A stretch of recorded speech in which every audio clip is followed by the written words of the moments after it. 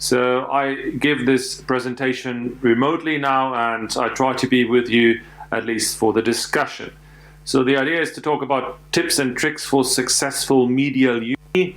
And so when we look at this, I think it's important to see why do medial uni fail. And this is due to persistent pain, inappropriate indication, tibial loosening, subsidence and collapse, or periprosthetic joint infection. And this all happens to us. So what can we learn from this? I think indication is key. For a medial uni, I think the indication should be put very narrow. So about 20% of my cases are a medial uni. So patient characteristics are important, alignment, range of motion, stability, and the type of uni also for establishment of the indication. So it's all about patient selection, and the patient selection for a medial uni is enteromedial osteoarthritis, intact ACL, lateral compartment intact, and correctable varus, varus in proximal tibia, not more than 5 degrees in my hands, no extension deficit, and a fixed flexion deformity less than 15 degrees. The patellofemoral side always discussed, no patellofemoral symptoms. I accept if we find some X-ray changes on the medial side, it can be ignored, but do not ignore this on the lateral side. Then obesity is an issue, so more difficult for exposure in a uni because you want to have small incisions. It's more likely to attenuate the deep MCL, and the implant is placed to tighten the MCL. This is not really a good idea in obese patients because the ligaments will stretch out. So a very important thing to consider is the preoperative diagnostics. As you can see here, this is the set of X-rays we recommend for setting the indication for uni. In particular, it's important to check for the proximal tibial angle, and this shouldn't be more than 5 degrees in our hands. So we always try to have an MRI. The best indication is bone on bone, as we know, but it's also a good indication for osteonecrosis.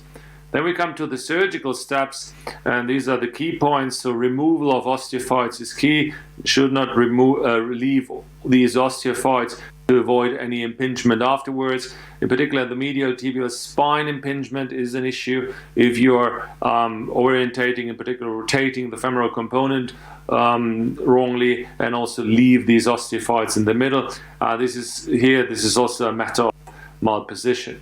So surgical steps, I think it's important to resect 2 to 3 millimeters of bone, be bone preserving, don't over resect.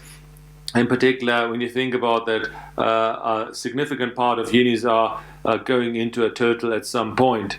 So it is also important to note that the bone on the subchondral side is stronger. If you go too deep with your resection, the bone is becoming weaker. In case of revision of a TKA, less bone cut helps to perform a standard TKA.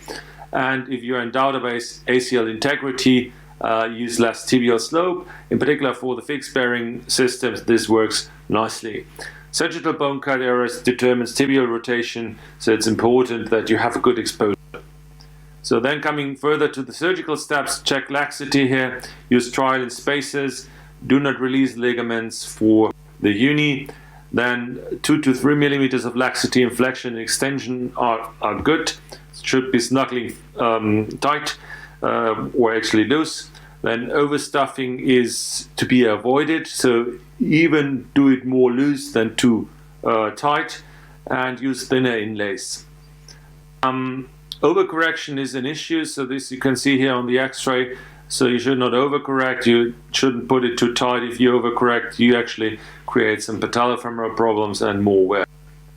So one thing for the technique, for the surgical techniques, is also we use double cementing technique because we think it's very forgiving when you can get out all the cement in the back when you do this nicely. With a double cementing technique, you leave it hardening inside and then click in the poly later and then go on with the femoral side. This really helps, particularly in a teaching center situation.